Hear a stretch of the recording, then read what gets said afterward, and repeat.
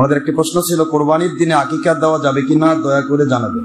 আমাদের পক্ষ থেকে আপনার গুনাহগার নগণ্য মুরিদা আহমদ তানজিল আক্তার।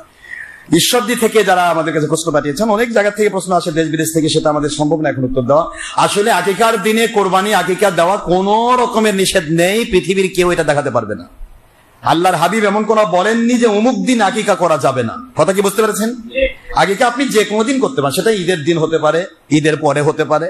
তো সেই দিন যেহেতু কোরবানি দিচ্ছেন গরু, যেহেতু বুখারী মুসলিম তিরমিজির হাদিসের ভাষায় একটা গরুতে 7টা ছাগল থাকে। কয়টা ছাগল? কথা বলছেন না কেন? কয়টা? তো 7টা ছাগল একটা গরুতে থাকে। তাহলে আপনি একটা গরু কোরবানি দিতে গিয়ে আপনি গরিব মানুষ, 1 ভাগ দিবেন গরু কোরবানি, তাহলে আপনার বেটার জন্য একটা আকিকা ওই এক গরুতে আপনি দিতে পারতেছেন। তাহলে একই দিনে তো হওয়া লাগতেছে নাকি? গরু অর্ধেক ওই দিন জব করবেন, অর্ধেক পরের দিন জব করবেন।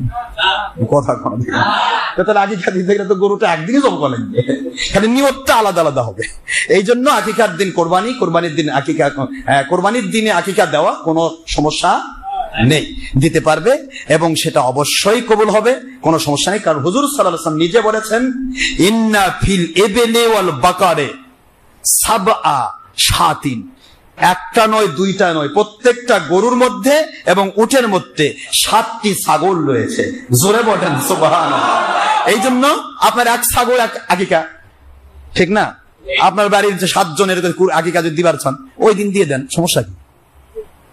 আকিকাও আল্লাহ রাস্তায়, কুরবানিও, এটা ওয়াজিব আর ওটা সুন্নাত। কথা বলছেন না কেন? আপনি দিয়ে দিবেন, কোনো সমস্যা নেই।